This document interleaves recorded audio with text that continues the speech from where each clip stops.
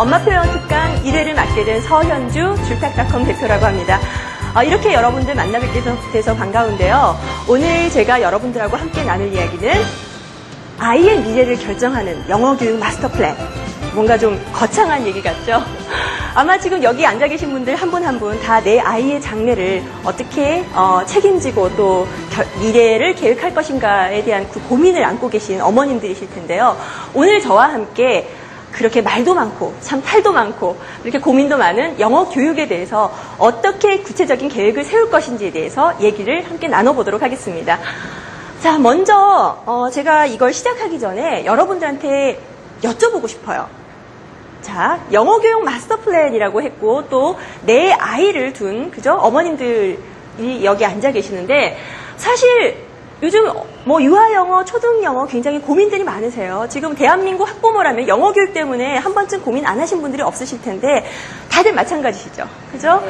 네, 그렇다면은 영어를 잘하는 아이로 키우고 싶다는 그런 소망들은 다들 가지고 계실 겁니다. 그런데요, 우리 한 가지 짚고 넘어가야 될 부분이 있습니다. 영어를 잘한다. 영어를 잘한다의 기준이 어디까지인지 다들 한번 생각해 보셨나요? 자, 영어를 잘한다. 어떻게 보면은 뭐 굉장히 유창하게 막 외국인들 만나도 전혀 떨림 없고 두려움 없이 유창하게 얘기하는 게 그 정도면 잘하는 거야 라고 생각하시는 분들도 있고요. 아니면은 아주 두꺼운 원서도 그죠? 그냥 아주 두려움 없이 읽어내고 또 라이팅도 잘하고 서신도 마음대로 교환하고 그 정도를 영어를 잘하는 거야 라고 생각할 수도 있고요. 그죠?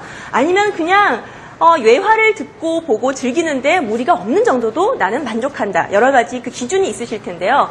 저는 어머님들이 내 아이가 요 정도까지만이라도 적어도 유아 초등 때는 요 정도까지만이라도 갔으면 좋겠다라고 생각하는 그 기준을 먼저 여쭤보고 싶습니다. 자, 첫 번째가 영어와 친한 아이. 그리고 두 번째가 영어 성적이 잘 나오는 아이. 약간 그거 똑같은 얘기 아니에요 라고 물으시지만은 사실은 좀 다릅니다. 그 세 번째가 세계인으로서 글로벌한 그 세계인으로서 영어를 구사하는 아이. 이렇게 어머님들마다 혹은 또 우리 사회에서 이 요구하는 목표에 따라 영어를 잘한다는 기준이 다 다릅니다. 그래서 여쭤볼게요. 자, 첫 번째는 영어와 친한 아이예요. 외국인하고 만나서 별로 무서워하지 않고 여러분들은 어떠세요? 그 길거리에서 외국인들 보시면은 저도 사실 좀 이렇게 떨려요. 말 시키면 어떡하지? 그죠? 근데 요즘 아이들은 별로 그렇지가 않죠. 굉장히 많이 그 글로벌화돼서 그 두려워하지 않는 아이들이 참 많아졌습니다. 그런 식으로 외국인들하고 만나도 별로 무서워하지 않고 그리고 또 영어 원서 그림책이든 뭐 챕터북이든 소설이든 나중에 좀 글밥이 많은 책이든 그냥 즐겨 읽을 수 있고 그죠? 그 정도만 돼도 나는 족하다. 그리고 나중에 그 아이가 지금은 엄마가 그렇게 안달복달하면서 막 잘해야지 라고 생각을 안 하더라도 아이가 즐기다 보면 언젠가는 자기가 중학생이 되고 고등학생이 되고 혹은 대학생이 돼서 내가 정말 영어가 내 인생에 필요하겠구나 라고 생각을 해서 열심히 해서 성공하는 분들 많죠. 그죠? 그때 성공하시는 분들 많습니다. 근데 그때 나는 늦었어 라고 생각되지 않을 정도로만 영어를 미리미리 장애가 되지 않을 정도로 잘했으면 좋겠다. 그게 첫 번째 영어와 친한 아이. 자, 이 정도 목표가 되신 분도 있고요. 또 두 번째로는 굉장히 솔직하게 그런 거 다 필요 없고 나는 솔직히 나 수능 영어 때문에 망쳤다. 그죠? 어머님들 다 기억이 있으실 거예요. 나 수능 영어 때문에 망쳤고 내신도 망쳤고 뭐 입사 시험 혹은 승진 시험 토플 토익 때문에 우리 아빠 머리 아프다. 우리 아이는 성적 잘 나왔으면 좋겠다. 그런 어머님들도 계실 거예요. 그죠? 우리 사회에서 현실적으로 요구하는 그 평가의 기준이라는 게 있습니다. 수능 성적, 내신 성적, 토플 성적, 토익 성적, 여러 가지 그 입사 성적 기준이라든지 이런 게 있어요. 그 성적만 잘 나오면 된다. 뭐 힘들게 지금부터 안 해도 라고 생각하시는 그런 분들도 계실 거예요. 그리고 세 번째는 두 번째는 한마디로 말해서 돈만 잘 벌면 된다. 그러니까 좋은 직장 가지고 좋은 대학 가고 그저 돈만 잘 벌면 됐지 뭐 영어가 그냥 수단일 뿐이지라고 생각하는 경우입니다. 세 번째는 세계인으로서 영어를 구사하는 아이. 그러니까 원어민과 거의 비슷한 수준으로 그러니까 자라면서 세계를 모델로 앞으로 이 아이가 뭐 대학교를 외국을 가든 대학원을 외국을 가든 세계를 모델로 유엔을 진출을 할 수도 있고요. 다국적 기업에 입사를 할 수도 있고요. 뭐 국제 변호사가 될 수도 있고요. 그러니까 원어민과 의사소통하는 데 있어서 그리고 학문적인 그런 능력을 펼치는 데 있어서 전혀 문제가 없는 아이로 나는 미리미리 키워주고 싶다. 그런 분까지 세 가지 목표가 있습니다. 자, 여러분들 머릿속에 생각하셨나요? 이 정도 아마 이 셋 중에 하나는 다 생각하고 오셨을 거예요. 그죠? 자, 그래서 여쭤보겠습니다. 나는 1번이다. 우리 아이가 영어와 친해지기만 해도 좋겠다. 1번. 네. 목표도 높게 가지시는 게 좋은데요. 자, 2번. 나는 솔직하게 2번이다. 2번. 예. 한 분. 작가분이 그렇게 손을 드시면 안 되시죠? 2번. 어머님들은 안 계세요? 가끔 2번도 많이 나오는데, 나 솔직하게 까놓고 말해서 2번이다라고 하시는 분들도 가끔 계십니다. 그럼 3번! 목표를 높게 가지자. 아이비리그 못 가란 법이 어딨어요. 그죠? 우리 세대보다 우리 아이들 세대는 아이비리그도 이제 많이 갑니다. 네, 솔직하시게. 그죠? 자, 이렇게 여러 가지 그 목표에 따라서 사실 우리가 아이들한테 영어를 어떻게 접해줘야 할 것인가는 얘기가 많이 달라집니다. 1번 같은 경우는 주로 이제 유아와 초등 저학년 시기에, 그죠? 어머님들이 많이 생각을 하고 계신 부분인데요.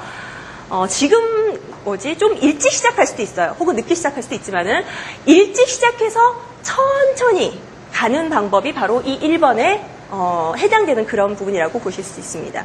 그러니까 평가에 연연하지 않고요. 또 아웃풋이라고 하죠, 우리가. 그죠? 엄마가 많이 들려주고 많이 보여주고 했으니까 아이가 말도 잘 나왔으면 좋겠고 막 쓰기도 나왔으면 좋겠고 그걸 아웃풋이라고 하는데 아웃풋이 좀 늦게 나오면 어때? 아이들마다 다 다르잖아요. 100을 가르쳐줘도 그죠? 1000이 나오는 애들이 있고 10도 안 나오는 애들도 있어요. 그렇지만은 그런 거 다 연연하지 않고 천천히 기다려주는 마음으로 가는 게 바로 첫 번째입니다.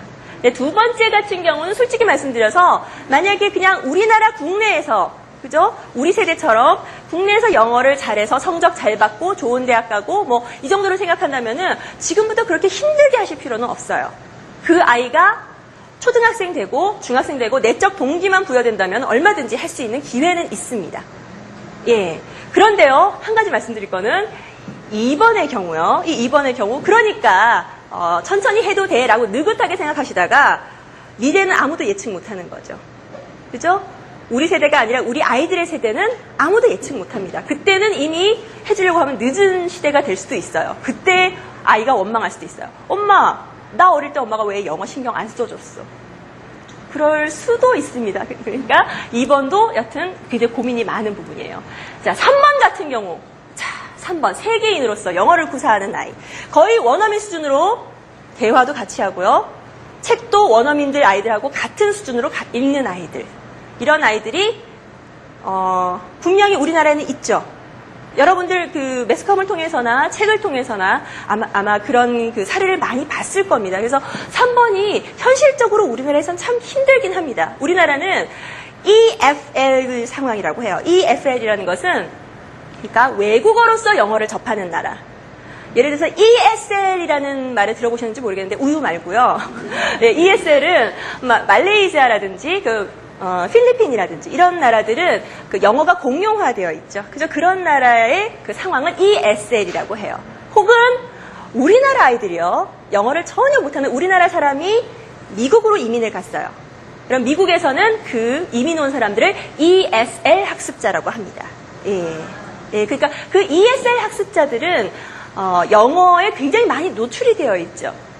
그래서 영어를 쉽게 빠르게 배울 수 있는 환경이 조성이 되어 있는데 우리나라는 솔직히 그렇게 되기가 힘듭니다. 그래서 이 3번이라는 목표를 만약에 어머님들이 가지고 있다 그러면은 굳은 결심을 하셔야 됩니다. 네, 보통 어머님들이 아니라 정말로 굳은 결심을 가지고 실천할 수 있는 의지를 가지셔야 됩니다. 자, 그래서 한번 3번 같은 경우 어떤 사례가 있는지 좀 이따가 설명을 드리겠지만은 한 가지 예를 보도록 할게요. 자, 제가 뜬금없이 영어 문제를 하나 가지고 나왔어요. 고등학교 졸업하고 저런 문제는 이제 쳐다보지도 않았는데 뭔 문제야라고 생각하시는 분 한번 같이 읽어보도록 하겠습니다. 자, choose the sentence that is awkward or incorrect in standard English. 무슨 뜻이에요? 아무나 이렇게 자꾸 시켜볼까요? 벌써 이렇게 딱 지문부터 어렵죠. 그러니까 표준 영어에 있어서 awkward, 이상하거나 incorrect, 그 부정확한 표현, 그죠? 이 있는 것을 찾으라는 거예요. 자, 1번이 I'd rather not answer that if you don't mind. 난 거기 대답 안 할래. 너만 상관없다면. 2번 Don't put the blame on him. It's not his fault. 걔 탓 아니야. 걔를 이렇게 탓하지 마. 이런 뜻이죠. They are just use you for their own ends. 그들은 널 이용했을 뿐이야. 그들의 목적을 위해서. 자, 4번은 It never hurts to have friends in high levels, high places. 그러니까 높은 위치에 있는 친구를 가지는 거는 별로 해가 될 거 없다. 이런 의미고요. You are reading a magazine on your company time. 근무 시간에 잡지를 읽다니. 자, 한번 정답을 말해보세요. 정답이 몇 번? 몇 번? 자, 저 크게. 3번? 3번. 또 다른 분 없으세요? 3번. 네, 맞습니다. 정답이 3번입니다. 근데 어떤가요? 자, 지금 3번 같은 경우는 이게 수동태로 돼야 되는 게 아니라 어쨌든 they used you. 널 이용했다라고 해야 돼요. 그 비동사가 빠져야 되는 그런 형태인데 문제는 제가 지금 이 문법적인 걸 따지기 위한 것이 아니라 이게 몇 학년 문제일 것 같으세요? 몇 살을 위해서 나온 영어 문제일 것 같으세요? 중2? 중2 혹은 토익 문제도 사실 이 정도 수준으로 나옵니다. 그죠? 토익, 토플, 수능 문제 아닌가? 아니면 중2 문제 아닌가? 아마 이렇게 생각들 하셨을 거예요. 근데 놀랍게도 이 문제는 우리나라의 초등학교 3, 4학년을 위해서 실제로 나온 기출 문제입니다. 근데 이거는 공교육 수준의 3, 4학년이 아니고요. 그 사설기관에서 기출 문제를 낸 것을 제가 하나 가져왔습니다. 지금 제가 아까 굉장히 많은 아이들의 그 영어 대상 그 연령층 그리고 수준이 존재한다고 말씀을 드렸는데 최상위층에 있는 아이들은 지금 이 정도의 레벨을 가지고 3학년 때, 4학년 때 이미 이런 시험을 보고 있다는 겁니다. 그렇다면 도대체 지금 우리나라 유아 초등 영어 교육이 어떤 현실인지를 그럼 한번 같이 보도록 하겠습니다. 도대체 어떻게 했길래 아이들이 저기까지 3학년 때 저렇게까지 할 수 있는 것인가? 자, 조금 암담한 얘기를 할게요. 이건 2004년도의 그 자료이기 때문에 지금은 이거보다 훨씬 더 높은 수치를 그 그래프가 훨씬 더 올라갔겠죠. 그렇죠? 가계 교육비 지출 구성 비율입니다. 사교육비, 그리고 공교육비, 해외교육비. 자, 공교육비는 어떤가요? 그래프가 눈으로 보이시죠? 이렇게 점점 내려가는 거. 그러니까 이게 가계에 있어서 얼마만큼 차지하는가 그 비율을 얘기하는 겁니다. 그 다음에 사교육비는 점점점 올라가고 있는 게 보일 거예요. 특히나 해외 교육비가 조기 유학이라고 하죠. 그죠? 조기 유학을 위한 그 해외 교육비는 점점 올라가고 있는 추세입니다. 그리고 각종 신문 기사들, 제가 몇 가지 가져오긴 했지만은 굳이 제가 다 안 읽어드려도 아마 여러분들 잘 알고 계실 거예요. 사교육비가 국내 8조 원, 유학이 8조 원. 그죠? 그리고 굉장히 많은 돈이 유학 및 연수비로 해마다 빠져나가고 있습니다. 그만큼 많은 아이들이 유학을 가고 있다는 얘기죠. 그죠? 그리고, 여러분들 지금 유치원생 어머님들도 많이 와 계시는데, 혹시 영어 유치원 보내는 분들도 아마 계실 수도 있을 거예요. 근데 지금 강남이나 이런 곳에서는 지금, 신문 자체는 청담동 유치원이 90만 원 이렇게 나와 있는데, 솔직히 강남의 영어 유치원이 90만 원은 기본 이상이죠? 기본 이하죠? 예, 제가 들은 것도 한 달에 100만 원 이상 다들 지출하고 있는 걸로 알고 있습니다. 이게 지금 현실이죠. 그러니까 따지고 보면은 우리 대학 등록금보다도 5살, 6살, 7살짜리 유치원생의 영어 교육비에 드는 돈이 훨씬 더 많은 것이 현실입니다. 이게 지금 우리나라의 현실입니다. 그런데 이런 그 현실 때문에 어떤 신조어가 생겼냐 하면요. 여러분들 English Divide라는 혹시 그런 용어 들어보셨어요? 신문 좀 읽어보시면은 아마 그런 표현을 종종 들으실 수가 있을 것입니다. Divide라는 것은 나눈다는 거죠. 그래서 이렇게 나눈다는 거예요. English, 영어 수준과 격차에 따라서 계층이 나뉜다는 거예요. 이거 굉장히 심각한 사회 문제로까지 대두되고 있는데요. 이것도 역시 또 다른 그 신문 기사입니다. 전국의 아이들을 대상으로 영어와 수학을, 그러니까 5개 과목을